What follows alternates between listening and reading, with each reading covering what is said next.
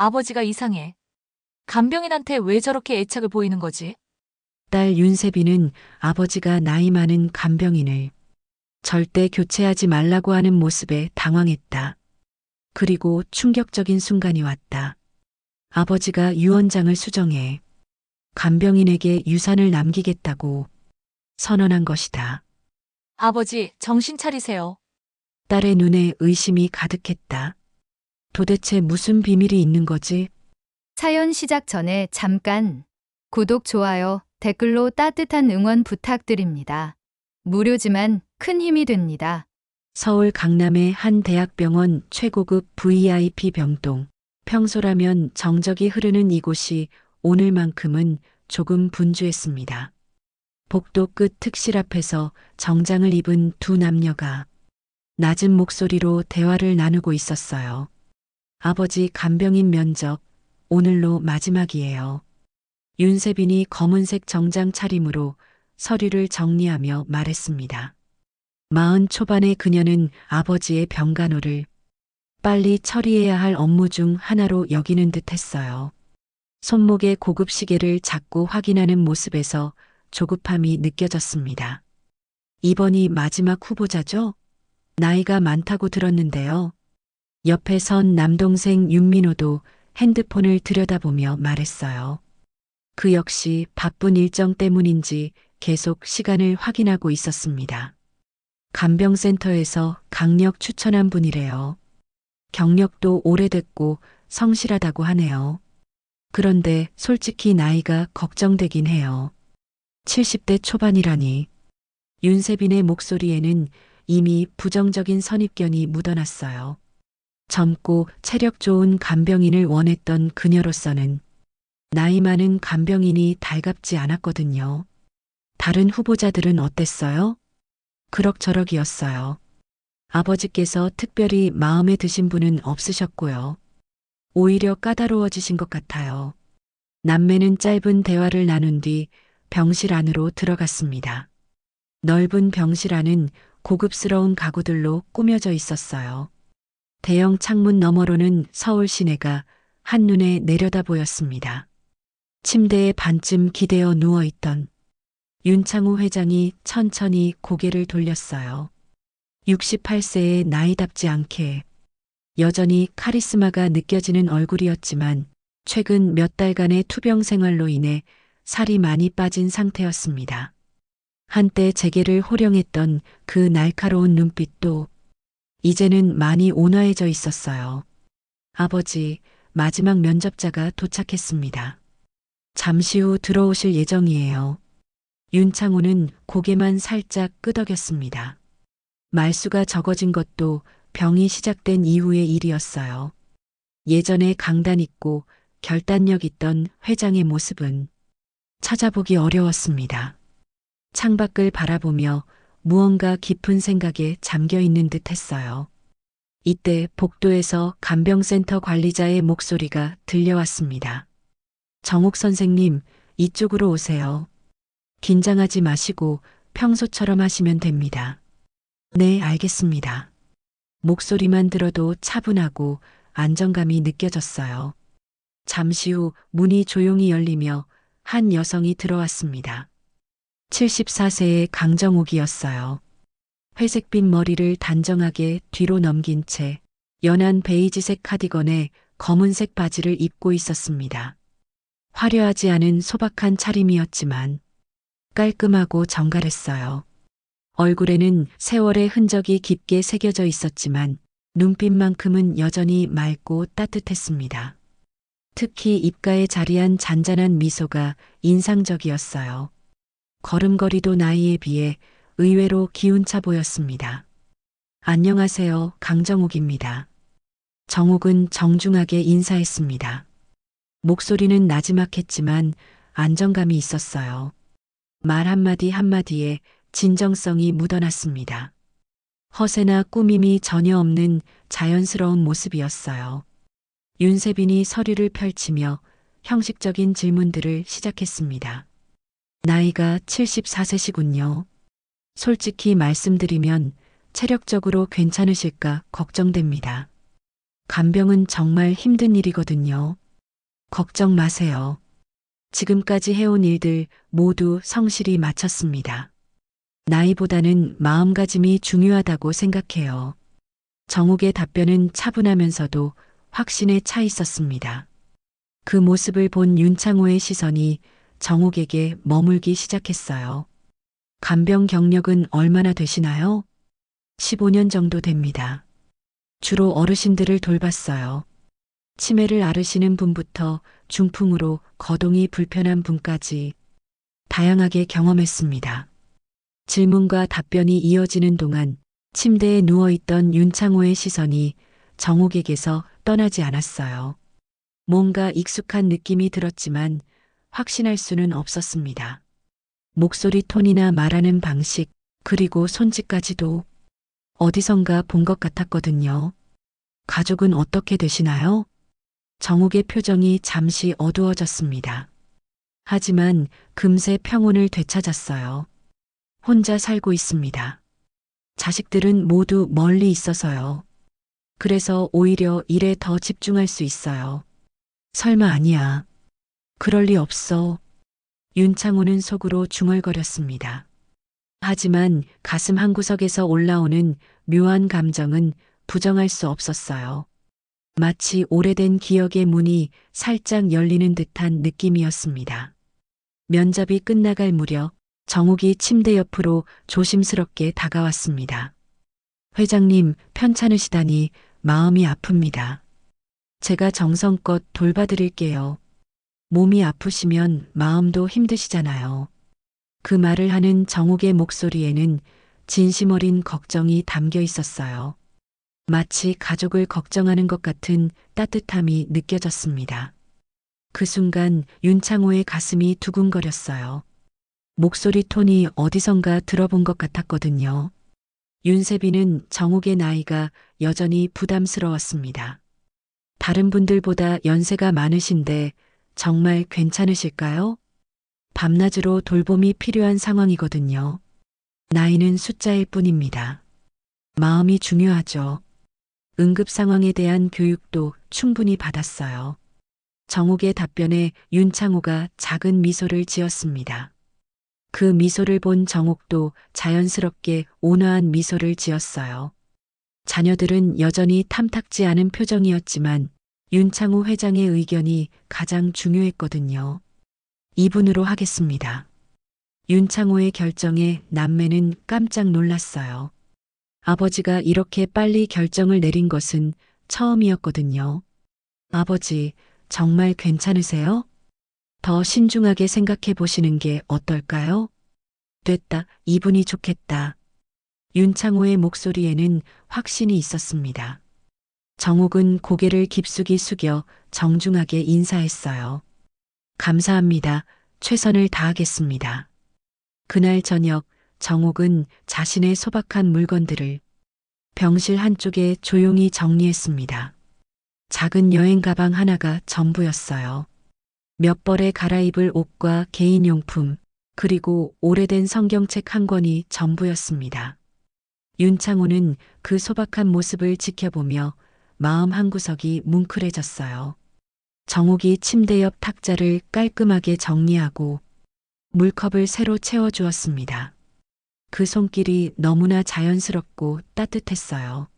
마치 오랫동안 해온 일처럼 익숙하게 움직였습니다. 회장님, 불편한 것 있으시면 언제든 말씀해 주세요. 윤창호는 정욱을 다시 한번 자세히 들여다보았습니다. 주름진 얼굴, 하지만 여전히 따뜻한 눈빛. 뭔가 익숙한 느낌이 들었지만 여전히 확신이 서지 않았어요. 세월이 너무 많이 흘렀고 그 시절의 기억은 흐릿했거든요. 밤이 깊어갔습니다. 정욱은 침대 옆 의자에서 조용히 뜨개질을 하고 있었어요. 간병인 생활을 하면서 익힌 습관이었죠. 가끔 윤창호의 상태를 확인하며 이불을 정리해 주었습니다. 윤창호는 잠든 척하며 정욱의 모습을 지켜보았습니다.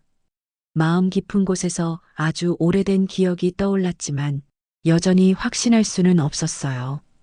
하지만 이상하게도 마음이 편안해졌습니다. 첫날 밤이 그렇게 조용히 지나갔습니다. 새벽이 밝아왔습니다. 정옥은 이미 일어나 조용히 병실을 정돈하고 있었어요. 윤창호는 잠에서 깨어 그 모습을 지켜보았습니다. 정옥의 움직임은 소음 하나 내지 않을 정도로 조심스러웠어요. 회장님, 주무시다 깨셨나요? 정옥이 작은 목소리로 물었습니다. 윤창호는 고개를 끄덕였어요. 괜찮습니다. 원래 잠이 많지 않아서요. 그러시군요. 아침 식사 준비하겠습니다. 정옥은 간병인용간이 주방으로 향했습니다. 병원에서 제공하는 환자식이 있었지만 정옥은 항상 직접 준비하는 편이었어요. 그것이 환자들에게 더 도움이 된다고 믿었거든요. 잠시 후 정옥이 쟁반을 들고 돌아왔습니다. 하얀 밥과 따뜻한 된장찌개, 그리고 정갈하게 담긴 김치와 계란지단이 있었어요. 매우 소박한 식사였지만 정성이 가득 담겨 있었습니다. 병원 음식이 입에 안 맞으실까봐 직접 준비했어요. 윤창호는 그 밥상을 보는 순간 가슴이 두근거렸습니다. 어디선가 본 것 같은 풍경이었어요. 된장찌개에서 나는 구수한 냄새, 노릇하게 부친 계란지단, 그리고 아삭하게 담긴 김치까지 모든 것이 낯익었습니다. 정옥이 찌개 그릇을 윤창호 앞으로 밀어주며 말했어요. 지쳐 보이는 얼굴엔 따뜻한 찌개가 제일이죠. 그 순간 윤창호의 손이 떨렸습니다. 그 말, 그 목소리, 그리고 그 정확한 톤까지 모든 것이 40여 년 전 그날과 똑같았어요. 그때 그 자취방, 그 여자, 설마 정말? 윤창호는 젓가락을 든 채로 정옥을 바라보았습니다. 정옥은 자연스럽게 반찬들을 정리하며 말했어요. 많이 드세요. 몸이 약해지면 마음도 약해지거든요. 이 말 역시 윤창호의 기억 속에 있던 그대로였습니다. 그때 25살 청년이었던 그는 매일 라면으로 끼니를 때우고 있었어요. 돈도 없고 미래도 보이지 않던 절망적인 시절이었죠. 그런 그에게 같은 다세대 주택에 살던 한 아주머니가 가끔 밥을 챙겨주었어요. 아무런 대가도 바라지 않고 그냥 안쓰러워서 그랬다고 했습니다. 윤창호는 떨리는 손으로 찌개를 한 숟가락 떠서 입에 넣었어요. 그만 역시 기억 속에 그것과 똑같았습니다. 구수하면서도 짭짤한 된장 맛, 그리고 무엇보다 정성이 느껴지는 그 따뜻함. 맛이 어떠세요? 정옥이 조심스럽게 물었어요. 윤창호는 잠시 말을 잇지 못했습니다. 목이 메어 올라왔거든요. 맛있습니다. 정말 맛있어요. 윤창호의 목소리에는 감정이 섞여 있었어요. 정옥은 그것을 몸이 아픈 사람의 감정 기복으로 이해했습니다. 다행이네요. 입맛이 없으실까봐 걱정했거든요. 윤창호는 계속해서 밥을 먹었습니다. 한 입 한 입 먹을 때마다 과거의 기억들이 선명해졌어요. 그때 그 자취방의 작은 밥상, 그리고 자신을 걱정해주던 그 따뜻한 목소리들. 혹시 윤창호가 조심스럽게 입을 열었습니다. 예전에 다세대 주택에서 사신 적 있나요? 정옥은 잠시 놀란 표정을 지었어요. 네, 있어요. 지금도 다세대 주택에서 살고 있어요. 왜 그러세요? 아니에요. 그냥 궁금해서요.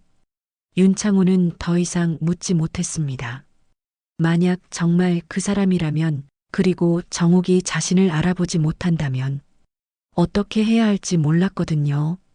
정옥은 윤창호가 밥을 다 먹을 때까지 조용히 기다렸습니다. 그리고 빈 그릇들을 정리하며 말했어요. 점심에는 뭐 드시고 싶으세요? 아무거나 괜찮습니다. 당신이 해주시는 거라면요. 그 말에 정옥이 환하게 웃었어요. 그럼 미역국을 끓여드릴까요? 소화도 잘 되고 몸에도 좋거든요. 윤창호는 고개를 끄덕였습니다. 그리고 정옥이 정리를 마치고 자리를 떠난 뒤 혼자 남은 병실에서 깊은 생각에 잠겼어요. 정말 그 사람일까? 40여 년이 지났는데. 하지만 목소리며 말투며 심지어 요리 솜씨까지 똑같아. 윤창호의 마음은 복잡했습니다. 만약 정말 그때 그 사람이라면 자신이 지금의 자리에 오를 수 있었던 것도 결국 그의 도움 덕분이었거든요. 그때 윤창호는 대학을 졸업했지만 변변한 직장을 구하지 못한 상태였어요. 부모님도 일찍 돌아가셔서 의지할 곳이 없었죠. 매일 구직 활동을 하면서도 절망감에 빠져 있었습니다. 그런 그에게 정옥은 단순히 밥만 챙겨준 것이 아니었어요. 힘든 일이 있을 때마다 따뜻한 말 한마디를 건네주었고 포기하고 싶을 때마다 용기를 북돋아 주었습니다. 세상은 아직 버릴 게 아니다라고 했던 그 말이 윤창호에게는 살아갈 이유가 되었어요. 점심시간이 되었습니다. 정옥이 약속대로 미역국을 끓여왔어요. 구수한 미역국과 함께 볶음김치와 두부조림도 있었습니다. 어머, 회장님 눈이 좀 부으셨네요. 괜찮으세요? 정옥이 걱정스러운 표정으로 물었어요. 윤창호는 손으로 눈가를 훔쳤습니다. 괜찮습니다. 그냥 좀 피곤해서요. 그러시구나. 식사 후에 좀 주무세요. 제가 조용히 있을게요. 정옥의 배려에 윤창호는 더욱 확신이 들었어요. 이 사람의 따뜻함, 이 자연스러운 돌봄의 손길, 모든 것이 기억 속에 그 사람과 일치했습니다. 식사를 마친 후 윤창호는 정옥에게 말했어요. 정옥 씨, 앉으세요. 잠깐 이야기하고 싶어요. 정옥은 조심스럽게 의자에 앉았습니다. 네, 말씀하세요. 당신은 참 따뜻한 사람이네요. 처음 본 사람한테도 이렇게 정성을 다하시니까요. 정옥이 수줍게 웃었어요. 별거 아니에요. 그냥 제 성격이 그래요. 아픈 사람 보면 가만히 있을 수가 없어서요. 예전에도 그러셨나요? 다른 사람들을 이렇게 돌봐주신 적이? 정옥의 표정이 잠시 아련해졌어요. 있었죠. 오래전 일이지만요. 어려운 청년이 하나 있었는데 너무 안쓰러워서 가끔 밥을 챙겨주곤 했어요. 윤창호의 심장이 빠르게 뛰기 시작했습니다. 그 청년은 어떻게 됐나요? 글쎄요, 어느 날 갑자기 이사를 가버렸어요. 그 후로는 소식을 모르죠. 잘 살고 있겠죠? 정옥의 목소리에는 그리움이 묻어 있었어요. 윤창호는 가슴이 뭉클해졌습니다. 그때 정옥이 다시 말했어요. 그 청년한테 항상 하던 말이 있었거든요. 지쳐 보이는 얼굴엔 따뜻한 찌개가 제일이다라고요. 윤창호는 더 이상 참을 수 없었어요. 눈물이 핑 돌았습니다. 정옥 씨, 네, 고맙습니다. 정말 고마워요. 정옥은 윤창호의 갑작스러운 감정 표현에 당황했지만 그의 손을 살짝 잡아주었어요. 괜찮아요, 회장님. 제가 있잖아요. 그 순간 윤창호는 확신했습니다. 이 사람이 바로 자신의 인생을 바꿔놓은 그 사람이라는 걸요. 며칠이 지났습니다. 윤창호의 회복세가 눈에 띄게 좋아지고 있었어요. 정옥의 정성스러운 돌봄 덕분이었죠. 매일 정해진 시간에 약을 챙겨주고 몸에 좋은 음식을 직접 만들어 주었습니다. 무엇보다 따뜻한 말 한마디 한마디가 윤창호에게는 큰 힘이 되었어요. 하지만 이런 변화를 달갑지 않게 생각하는 사람이 있었습니다. 바로 딸 윤세빈이었어요. 아버지 상태가 많이 좋아지셨네요. 윤세빈이 병실에 들어서며 말했습니다. 그런데 그 목소리에는 기쁨보다는 미묘한 불편함이 섞여 있었어요. 그러게요. 간병인분이 정말 잘 돌봐주시나 봐요. 윤민호도 덧붙였지만 역시 어딘가 어색한 분위기였습니다. 윤창호는 침대에 앉아 정옥이 가져다 준 과일을 먹고 있었어요.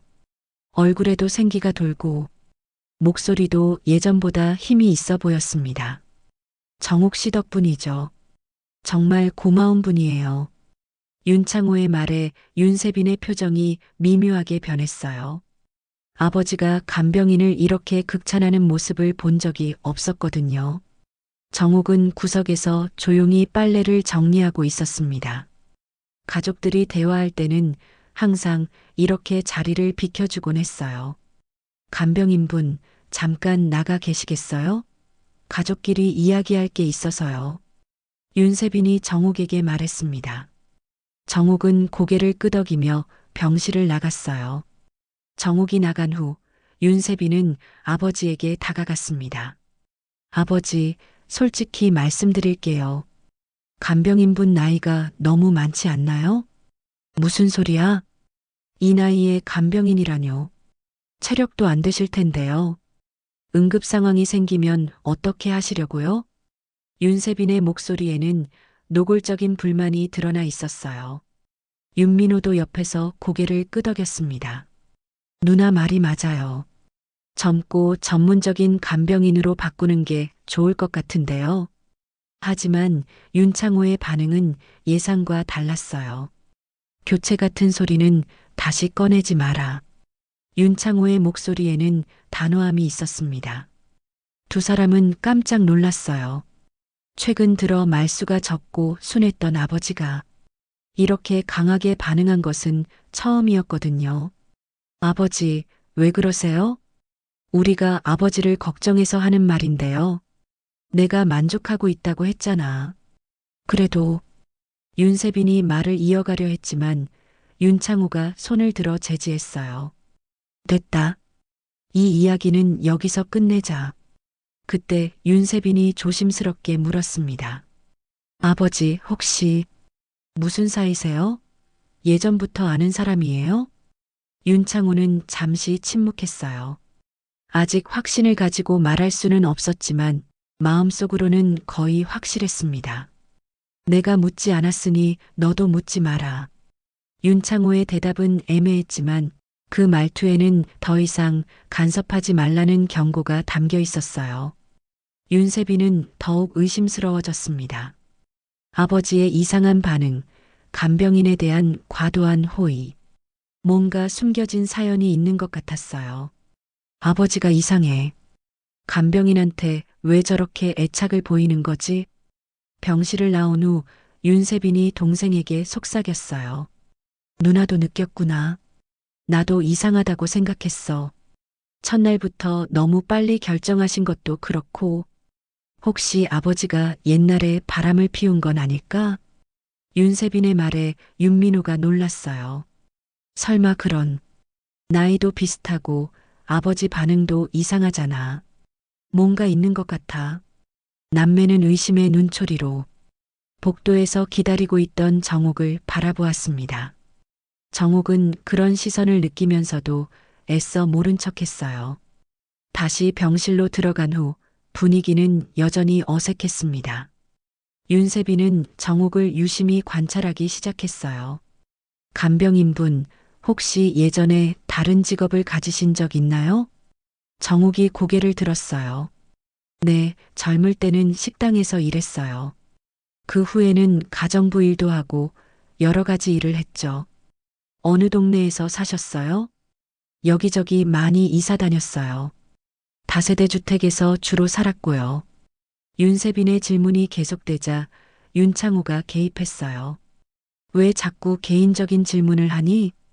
그냥 궁금해서요. 하지만 윤세빈의 속내는 달랐어요. 혹시 아버지와 이 간병인 사이에 과거의 인연이 있는지 확인하고 싶었거든요. 이때 정욱이 조심스럽게 말했어요. 회장님, 오늘 검사 결과 어떻게 나왔나요? 아, 그거요? 많이 좋아졌다고 하네요. 의사 선생님이 깜짝 놀라더라고요. 윤창호의 대답에 정욱이 환하게 웃었어요. 정말 다행이에요. 꾸준히 관리하시면 더 좋아지실 거예요. 그 모습을 본 윤세빈의 마음은 더욱 복잡해졌습니다. 간병인이 아버지를 대하는 태도가 너무나 자연스럽고 애정이 느껴졌거든요. 마치 가족을 대하는 것 같았어요. 정말 뭔가 있는 거 아니야? 윤세빈은 속으로 의심을 키워나갔습니다. 저녁이 되었어요. 정욱이 준비한 저녁 식사를 보며 윤창호는 만족스러워했습니다. 정말 맛있어요. 집밥 같아서 좋네요. 몸에 좋은 재료로만 골라서 만들었어요. 정욱의 말에 윤창호는 더욱 감동했어요. 이런 정성스러운 돌봄을 받은 지가 언제인지 기억도 나지 않았거든요. 윤세빈은 그런 모습을 지켜보며 점점 더 불편해졌습니다. 아버지가 자신들보다 간병인을 더 좋아하는 것 같았어요. 아버지, 우리는 이만 가볼게요. 그래, 조심히 가거라. 윤창호의 인사도 예전보다 따뜻했어요. 건강이 좋아지면서 성격도 온화해진 것 같았습니다. 남매가 떠난 후 병실에는 다시 평온이 찾아왔어요. 정욱은 설거지를 하러 갔고 윤창호는 혼자 창밖을 바라보며 생각에 잠겼습니다. 아이들이 뭔가 의심하고 있군. 하지만 아직은 말할 때가 아니야. 윤창호는 정욱이 자신을 알아보지 못하고 있다는 걸 알고 있었어요.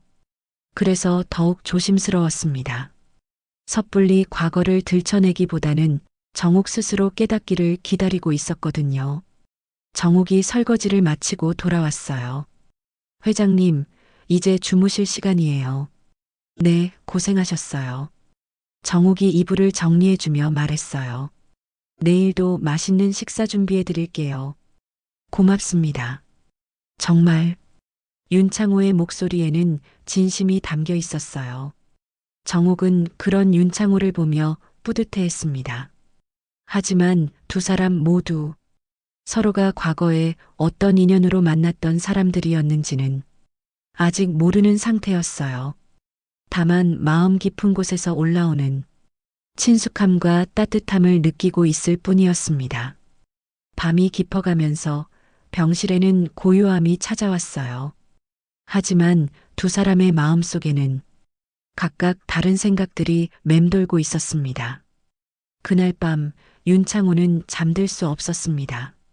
침대에 누워 천장을 바라보며 온갖 생각에 잠겨 있었어요. 옆에서는 정욱이 의자에 앉아 조용히 뜨개질을 하고 있었습니다. 정말 그 사람일까? 40여 년 전 그 아주머니가? 윤창호는 마음속으로 계속 되뇌었어요. 목소리, 말투, 요리 솜씨까지 모든 것이 일치했지만 여전히 확신을 갖기 어려웠습니다. 세월이 너무 많이 흘렀고 사람은 변하기 마련이었거든요. 정욱은 뜨개질 바늘을 움직이며 가끔 윤창호를 살펴보았어요. 잠든 줄 알았는데 자꾸 뒤척이는 모습이 보였습니다. 회장님, 잠이 안 오세요? 정욱이 작은 목소리로 물었어요. 윤창호는 잠든 척 하려다가 포기했습니다. 네, 좀 그렇네요. 몸이 어디 불편하신가요? 정욱이 걱정스러운 표정으로 다가왔어요. 윤창호는 고개를 저었습니다. 아니에요. 그냥 잠이 안 와서요. 그러시군요.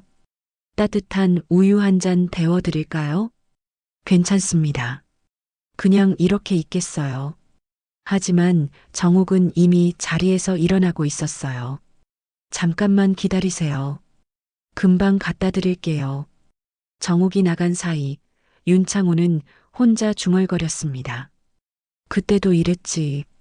내가 괜찮다고 해도 꼭 뭔가 해주려고 했었는데. 정욱이 따뜻한 우유를 가지고 돌아왔어요. 컵에서는 고소한 향이 올라오고 있었습니다. 드세요. 숙면에 도움이 될 거예요. 윤창호는 우유를 받아 마셨어요. 달콤하고 따뜻한 맛이 입안에 퍼졌습니다. 고맙습니다. 천만에요. 제 일이잖아요. 정욱이 자연스럽게 말했지만 윤창호는 그 말에서 진심을 느꼈어요. 단순히 일로만 생각한다면 이렇게까지 정성을 다할 필요가 없었거든요. 정욱은 다시 자리에 앉아 뜨개질을 시작했어요.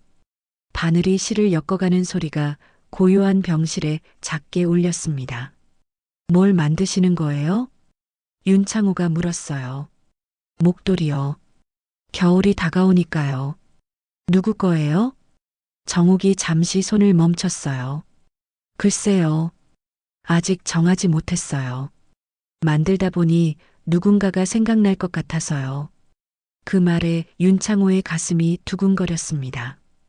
혹시 자신을 위한 것일까 하는 기대감이 들었어요. 예전에도 이렇게 뜨개질을 자주 하셨나요? 네, 어릴 때부터 좋아했어요. 특히 누군가를 위해 뭔가 만들어주는 걸 좋아했죠. 정욱의 대답에 윤창호는 또 한 번 가슴이 뛰었어요. 그때 그 아주머니도 비슷한 말을 했었거든요. 혹시 예전에 청년 하나를 돌봐주신 적 있다고 하셨죠? 정욱이 고개를 들었어요. 네, 있어요. 왜요? 그 청년이 어떤 사람이었는지 궁금해서요. 정욱의 표정이 잠시 아련해졌습니다. 참 착한 청년이었어요. 힘든 상황에서도 불평 한 번 하지 않고 항상 예의 바르게 인사하고 그랬죠. 윤창호는 숨을 참았어요. 자신의 이야기를 하는 것 같았거든요. 어떻게 알게 되신 거예요? 같은 다세대 주택에 살았거든요. 2층에서 혼자 자취를 하고 있었는데 너무 말랐더라고요. 매일 라면만 먹는 것 같아서 안쓰러웠어요. 정욱의 말 한마디 한마디가 윤창호의 기억과 정확히 일치했어요. 그때 그는 정말 매일 라면으로 끼니를 때우고 있었습니다. 그래서 어떻게 하셨어요? 가끔 밥을 해주곤 했죠. 처음에는 거절하더니 나중에는 고맙다고 인사도 하고 그랬어요. 윤창호의 눈에 눈물이 맺히기 시작했어요. 자신도 모르게 감정이 북받쳐 올랐습니다. 그 청년, 많이 힘들어했나요? 정욱이 고개를 끄덕였어요. 네, 취업이 안 돼서 많이 속상해했어요. 가끔 밤늦게 들어오는 소리가 들리면 마음이 아팠죠. 그때 윤창호는 매일 구직 활동을 다니다가 지쳐서 늦게 들어오곤 했어요. 그때마다 계단에서 정욱과 마주치면 따뜻한 인사를 건네주었던 기억이 났습니다. 그 청년한테 해주신 말 중에 기억나는 게 있으세요? 정욱이 잠시 생각하더니 미소를 지었어요. 세상은 아직 버릴 게 아니다라고 자주 말했어요. 포기하지 말라고요. 그 순간 윤창호는 더 이상 참을 수 없었어요. 눈물이 주르르 흘러내렸습니다. 회장님, 왜 우세요? 어디 아프세요? 정욱이 깜짝 놀라며 다가왔어요. 윤창호는 손으로 눈물을 닦으며 말했습니다. 아니에요. 그냥 감동적인 이야기여서요. 정말 괜찮으세요? 정욱이 걱정스럽게 물었지만 윤창호는 고개를 끄덕였어요. 네, 괜찮습니다. 계속 말씀해 주세요. 정욱은 의심스러운 표정을 지었지만 이야기를 계속했어요. 그 청년이 떠나던 날을 아직도 기억해요. 갑자기 이사를 간다고 해서 편지 하나를 줬었어요. 편지요? 윤창호의 목소리가 떨렸어요. 네, 짧은 편지였는데 밥은 꼭 챙겨 드세요. 끝이라 생각한 순간에도 삶은 계속되니까요 라고 적어줬었죠. 그 청년에게 꼭 전해주고 싶은 말이었거든요. 그 말을 듣는 순간 윤창호는 확신했습니다. 이 사람이 바로 자신의 인생을 바꿔놓은 그 아주머니라는 걸 말이에요. 그 편지가 아니었다면 지금 자신은 어떻게 되었을지 모릅니다. 너무나도 힘들었던 시절이었기에 삶을 포기하고 싶었던 적이 한두 번이 아니었거든요. 그럴 때마다 그 편지를 보며 다시 삶을 살아갈 용기를 받곤 했었습니다. 윤창호는 가슴이 터질 것 같았어요. 지금도 그 편지는 보물처럼 보관하고 있었습니다. 그 청년이 많이 그리우세요? 정욱의 표정이 더욱 아련해졌어요. 네, 가끔 생각나요. 잘 살고 있을까 싶어서요. 그때 그 청년이 저한테 힘을 많이 줬거든요. 힘을요? 네, 저도 그때 많이 외로웠는데 그 청년을 돌봐주면서 보람을 느꼈어요. 누군가에게 도움이 된다는 게 이렇게 기쁜 일인 줄 몰랐어요. 윤창호는 더 이상 말을 잇지 못했어요. 목이 메어서 소리가 나오지 않았거든요. 정옥은 그런 윤창호의 모습을 보며 더욱 걱정했어요. 회장님, 정말 괜찮으세요? 의사 선생님을 불러드릴까요? 아니에요. 괜찮습니다. 윤창호는 간신히 말했어요. 그리고 정옥을 바라보며 속으로 다짐했습니다. 이제 알려드려야겠어. 내가 그 청년이라는 것을. 하지만 어떻게 말해야 할지 막막했어요. 갑자기 말한다면 정옥이 믿을까요? 정옥은 윤창호가 진정될 때까지 조용히 기다려 주었어요. 그리고 따뜻한 물수건으로 윤창호의 이마를 닦아주었습니다. 그 따뜻한 손길에 윤창호는 더욱 확신했어요. 이 사람이 바로 자신을 살린 그 천사 같은 사람이라는 걸 말이에요. 밤은 더욱 깊어갔고 두 사람은 각자의 마음속에서 과거와 현재가 만나는 순간을 느끼고 있었습니다. 다음 날 오후 정옥은 윤창호에게 점심을 준비해주고 잠시 휴식을 취하러 병원 근처 작은 카페로 향했습니다. 며칠간 밤낮으로 간병을 하느라 지쳐있던 터였어요. 카페에 앉아 따뜻한 커피를 마시며 잠시 여유를 즐기고 있는데 옆 테이블에 놓인 신문이 눈에 들어왔습니다. 경제면에 큰 사진과 함께 실린 기사였어요. 제12 윤창호 회장, 빈민가 청년에서 신하가 되기까지. 정옥은 호기심에 신문을 집어들었어요. 윤창호 회장에 대한 특집 기사였습니다. 사진 속 젊은 시절의 윤창호를 보는 순간 정옥의 손이 떨리기 시작했어요. 이 얼굴 어디서 본 것 같은데? 정옥은 신문을 더 자세히 들여다보았습니다. 기사에는 윤창호의 어려웠던 젊은 시절 이야기가 자세히 나와 있었어요. 윤창호 회장은 일찍 부모를 여의고 혼자 힘으로 대학을 졸업했다. 졸업 후에는 다세대 주택에서 자취를 하며 구직 활동을 했는데 당시 같은 건물에 살던 한 아주머니의 도움을 받았다고 한다. 정옥의 심장이 빠르게 뛰기 시작했어요. 다세대 주택, 자취, 아주머니의 도움. 모든 것이 자신의 기억과 일치했습니다. 기사는 계속되었어요. 한 자취방 아주머니의 밥 한 끼가 제 인생을 바꿨습니다. 그분의 따뜻한 말씀이 절망에 빠진 저에게 희망을 주었죠. 지금의 제가 있기까지 그분의 공이 가장 큽니다. 정옥은 신문을 읽으며 점점 더 확신이 들었어요. 젊은 시절 사진 속의 얼굴도 점점 선명해졌습니다. 설마 정말 그 청년이 윤 회장님이었나? 정옥의 눈에 눈물이 핑 돌았어요. 그토록 궁금했던 그 청년의 안부를 이런 식으로 알게 되다니. 그것도 대한민국에서 손꼽히는 성공한 사업가가 되어 있었다니. 기사에는 더 자세한 내용이 있었어요. 윤 회장은 그 아주머니께서 해주신 된장찌개의 맛을 평생 잊을 수 없다며 지쳐 보이는 얼굴엔 따뜻한 찌개가 제일이라고 하신 말씀이 지금도 귓가에 맴돈다고 회상했다. 정옥은 커피잔을 놓고 두 손으로 얼굴을 가렸어요. 눈물이 주르르 흘러내렸습니다. 정말 그 아이였구나. 살아있었구나. 정옥은 그동안 품고 있던 궁금증이 한꺼번에 풀리는 기분이었어요. 그 착하고 예의 바른 청년이 이렇게 훌륭하게 성장했다니. 마음 한편으로는 자랑스럽기도 했습니다. 하지만 동시에 복잡한 감정이 들었어요. 자신이 지금 돌보고 있는 환자가 바로 그 청년이라는 사실이 믿기지 않았거든요. 그럼 회장님이 나를 알아보신 걸까? 아니면 아직 모르실까? 정옥은 지난 며칠간의 일들을 떠올려 보았어요. 윤창호가 보인 특별한 관심, 음식을 먹을 때의 감동적인 표정, 그리고 어젯밤에 눈물을 흘렸던 모습까지. 혹시 회장님도 알고 계신 건 아닐까? 정옥은 가슴이 두근거렸어요. 만약 정말 서로 알아본 상태라면 어떻게 해야 할지 몰랐거든요. 신문을 다시 읽어보니 더 놀라운 내용이 있었어요.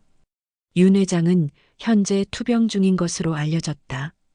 최근 건강이 악화되어 병원에 입원한 상태이며 회사 경영은 전문 경영진에게 맡기고 치료에 전념하고 있다고 한다. 정옥은 신문을 접으며 깊은 한숨을 쉬었어요. 운명이란 참 신기한 것 같았습니다. 40여 년 만에 이런 식으로 다시 만나게 되다니. 카페를 나선 정옥은 병원으로 돌아가는 길이 무거웠어요. 어떤 마음으로 윤창호를 대해야 할지 혼란스러웠거든요. 병실에 들어서자 윤창호가 침대에서 책을 읽고 있었어요. 정옥을 보자 반가운 표정을 지었습니다. 다녀오셨어요?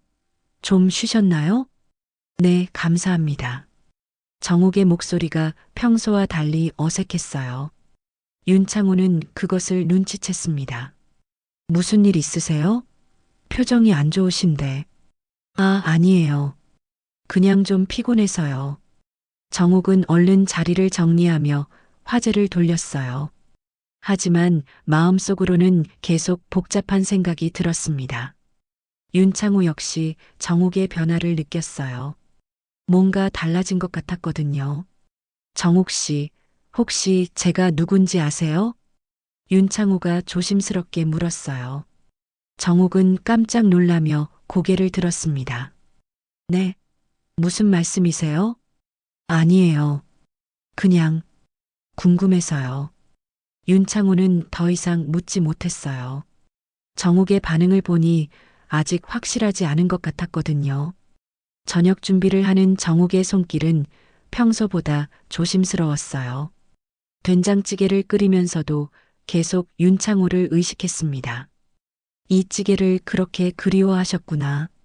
정옥은 국을 저으며 눈물이 날 것 같았어요. 그때 그 어린 청년이 이렇게 성공한 사업가가 되어 자신 앞에 있다니. 감동과 동시에 부담감도 들었습니다. 저녁 식사 시간이 되었어요. 정옥이 차려준 밥상을 보며 윤창호는 여전히 감동하는 표정이었습니다. 오늘도 정말 맛있어 보이네요. 많이 드세요. 정옥의 대답은 짧았지만 목소리에는 특별한 감정이 담겨 있었어요. 윤창호는 그것을 느꼈습니다. 식사를 하면서 윤창호가 말했어요. 정옥 씨, 혹시 신문 보셨어요? 정옥의 손이 멈췄어요. 신문요? 네, 제 기사가 나왔더라고요. 예전 이야기도 나오고. 정옥은 가슴이 두근거렸지만 애써 모른 척했어요. 아, 그러세요? 저는 못 봤는데요. 윤창호는 정옥의 표정을 자세히 관찰했어요. 뭔가 숨기는 것 같았거든요. 그날 밤 정옥은 혼자 침대에서 웅크리고 있었어요. 작은 방 안에서 신문 기사를 다시 읽어보며 눈물을 흘렸습니다. 그 청년, 살아있었구나. 그것도 이렇게 훌륭하게. 정옥의 마음은 기쁨과 그리움, 그리고 약간의 두려움이 뒤섞여 있었어요. 내일부터는 어떤 마음으로 그를 대해야 할까요? 한편 병실에서는 윤창호도 잠들지 못하고 있었어요. 정옥의 변화된 모습이 계속 신경 쓰였거든요. 혹시 나를 알아본 걸까? 두 사람 모두 같은 생각을 하며 잠 못 이루는 밤을 보내고 있었습니다. 며칠 후 윤창호는 중요한 결정을 내렸습니다. 변호사를 병실로 불러 유 원장을 수정하기로 한 것이었어요. 정옥과의 재회 후 그의 마음에는 확고한 신념이 생겼거든요. 선생님, 유 원장을 다시 작성하고 싶습니다. 윤창호가 변호사에게 말했어요. 정옥은 그 모습을 보며 무슨 일인지 궁금해했지만 조용히 구석에서 뜨개질을 하며 기다렸습니다. 어떻게 수정하시겠습니까? 변호사가 펜을 준비하며 물었어요. 제가 가진 재산 중 일부를 강정옥 씨에게 남기고 싶습니다. 그 말을 들은 정옥이 깜짝 놀라며 고개를 들었어요. 회장님, 그런 건 안 됩니다. 저는 그런 걸 바라지 않아요. 정욱이 당황하며 말했지만 윤창호의 의지는 확고했어요. 아무 말하지 마세요. 이건 제 마음입니다.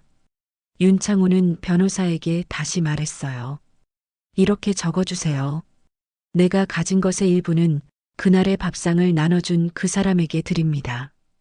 그 사람은 내 재산을 탐하지 않았고 아무런 대가 없이 내 생명을 구한 사람입니다. 변호사는 윤창호의 말을 받아 적으며 고개를 끄덕였어요. 하지만 정욱은 계속 손사래를 쳤습니다. 정말 안 됩니다. 저는 그런 걸 원하지 않아요.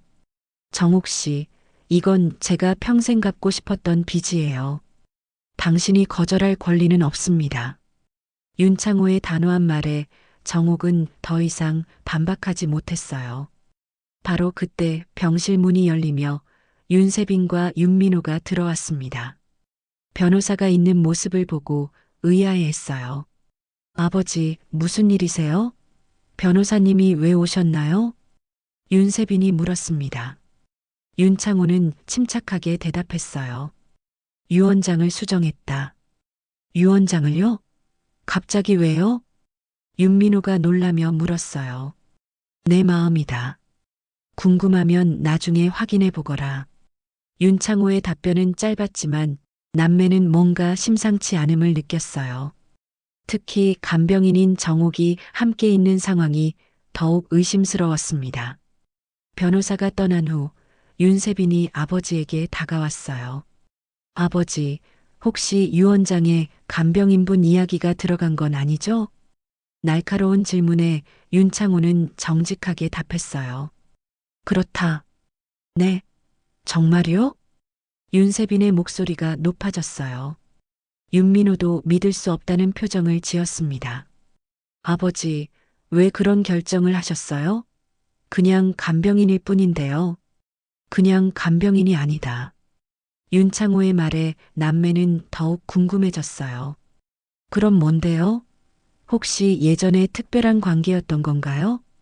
윤세빈의 질문에 정욱이 얼굴을 붉혔어요.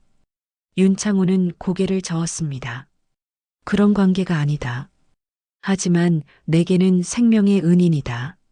생명의 은인이라뇨? 내가 젊었을 때, 절망에 빠져 있을 때, 나를 살려준 사람이다. 윤창호가 진실을 말하기 시작했어요. 남매는 입을 다물고 들었습니다. 40여 년 전 나는 아무것도 없는 청년이었다. 다세대 주택에서 자취를 하며 구직 활동을 했는데 그때 정욱 씨가 나를 도와주었다. 정욱은 고개를 숙이며 듣고 있었어요.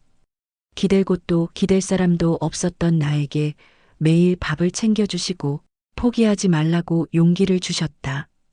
사는 것이 너무 힘들어서 삶을 포기하고 싶을 때마다 다시 살아갈 수 있다는 희망을 주셨던 분이야. 그분이 아니었다면 지금의 내가 없었을 것이다. 남매는 충격을 받았어요. 이런 사연이 있었다니. 하지만 윤세빈은 여전히 납득하지 못했어요. 그래도 유산을요? 너무 과한 것 같은데요. 과하지 않다. 내가 가진 모든 것이 그분 덕분이니까. 윤창호의 확신에 찬 말에 윤세빈은 분노했어요. 아버지, 정신 차리세요. 간병인이 아버지를 이용하는 거 아니에요? 그 말에 정욱이 벌떡 일어났어요. 그런 말씀은 하지 마세요. 저는 정말 그런 마음이 아니에요. 그럼 유산을 포기하세요. 윤세빈의 날선 말에 정욱은 당황했어요. 저는 처음부터 그런 걸 원하지 않았어요. 회장님께서 일방적으로 결정하신 거예요. 그럼 거절하세요. 세빈아, 그만해. 윤창호가 딸을 제지했어요. 이분은 내 은인이다. 함부로 대하지 마라. 아버지가 이상해요. 간병인한테 왜 이렇게 애착을 보이세요? 윤세빈의 목소리에는 질투와 분노가 섞여 있었어요. 애착이 아니라 감사다. 그리고 의무다. 윤창호는 침착하게 말했어요. 내가 성공할 수 있었던 것은 이분의 도움 덕분이다. 이제 내가 갚을 차례다. 그래도 가족이 우선이잖아요. 윤민호가 끼어들었어요. 너희들도 충분히 받을 거다 걱정하지 마라. 윤창호의 말에도 남매는 여전히 불만스러워 했어요.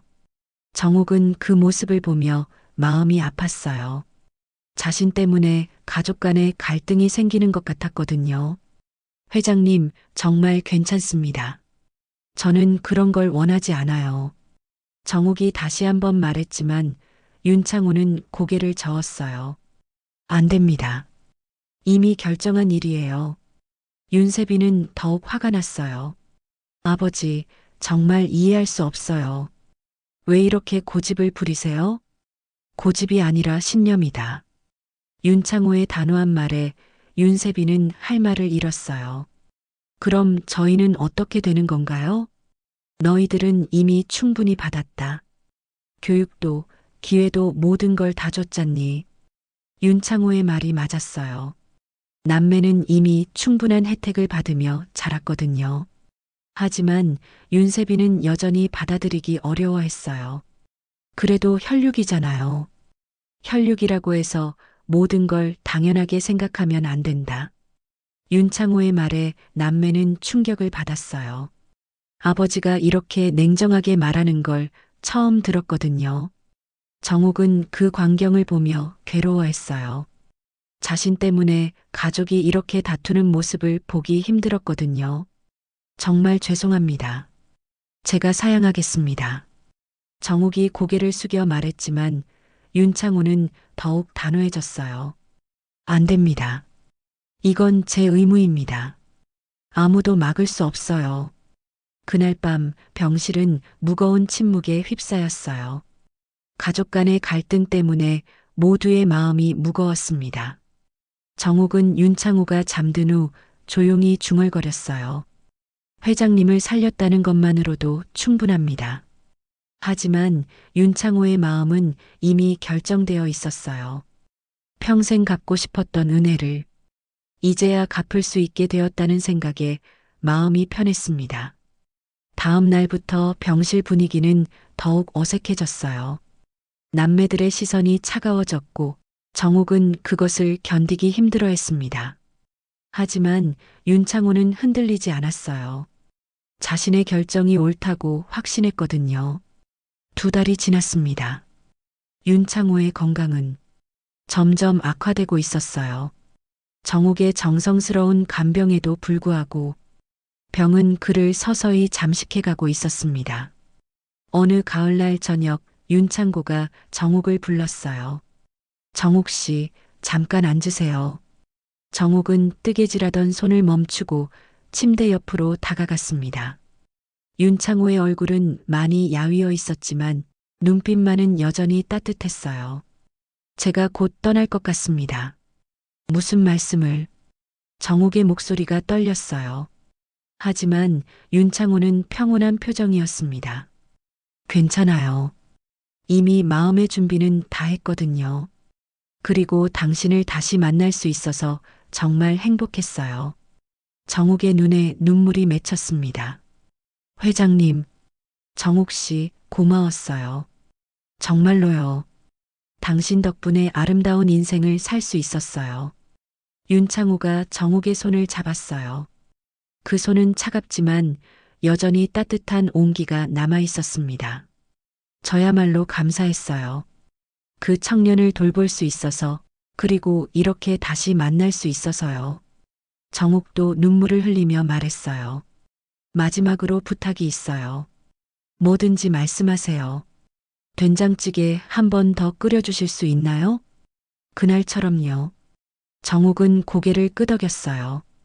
눈물을 훔치며 일어나 간이 주방으로 향했습니다. 평소보다 더 정성스럽게 된장찌개를 끓였어요. 호박과 두부 그리고 파를 넣어 구수한 맛이 우러나도록 했습니다. 그날의 그 맛 그대로 만들고 싶었거든요. 찌개를 끓이면서 정옥은 40여 년 전을 떠올렸어요. 그때 그 어린 청년이 허겁지겁 밥을 먹던 모습, 고맙다고 인사하던 모습들이 선명하게 기억났습니다. 그때 내가 해준 것이 이렇게 큰 의미였구나. 정옥은 국을 저으며 뭉클해졌어요. 찌개가 완성되자 정옥은 정성스럽게 밥상을 차렸습니다. 하얀 밥과 따뜻한 된장찌개, 그리고 김치와 계란지단까지 40여 년 전 그날과 똑같은 구성이었어요.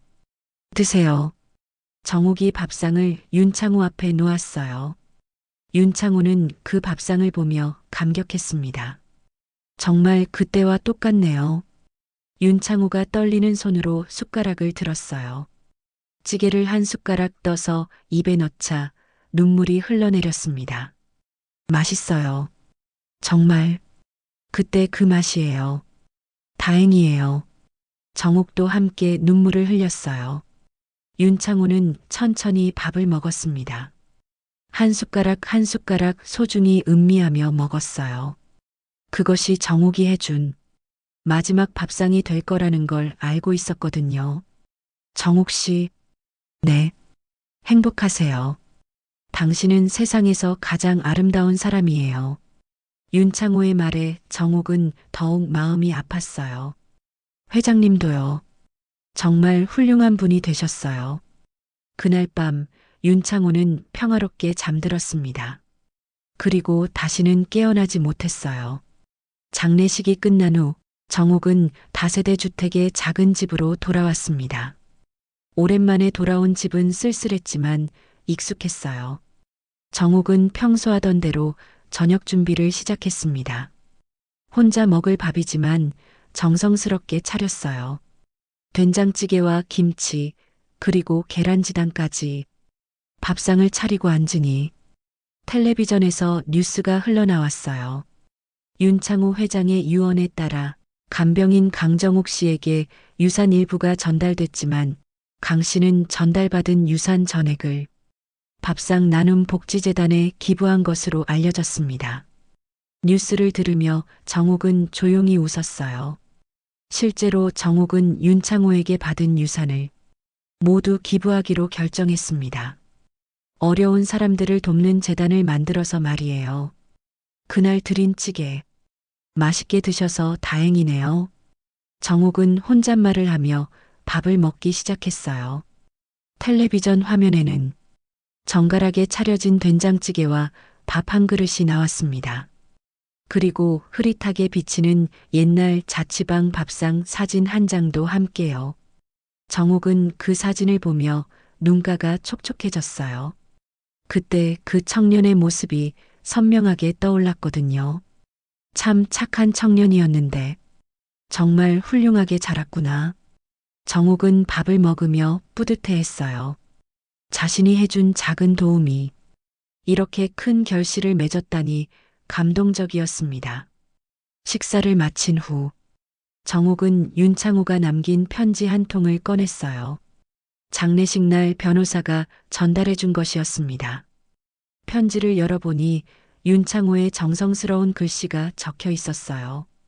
정옥 씨, 당신은 제게 밥만 주신 게 아니에요. 희망을 주셨어요.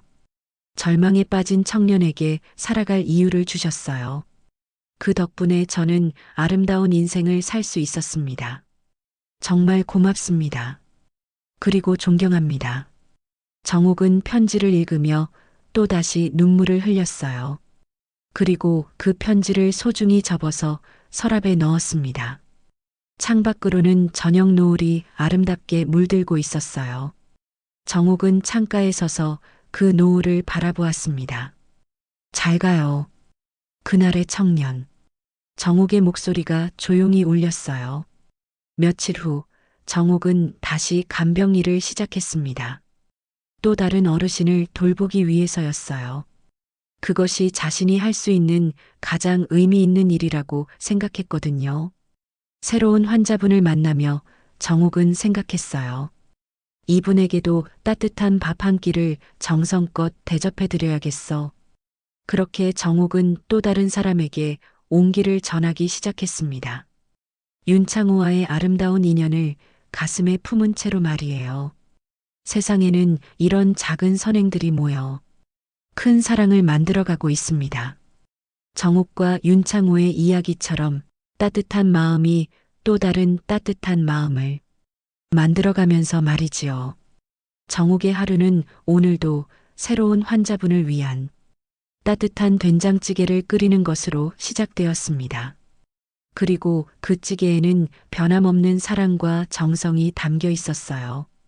작은 따뜻함이 누군가의 인생을 바꿀 수 있습니다. 오늘 이야기가 마음에 남으셨다면 좋아요와 구독으로 함께 해주세요. 작은 클릭 하나가 큰 힘이 됩니다. 다음에도 따뜻한 이야기로 다시 찾아뵙겠습니다. 감사합니다.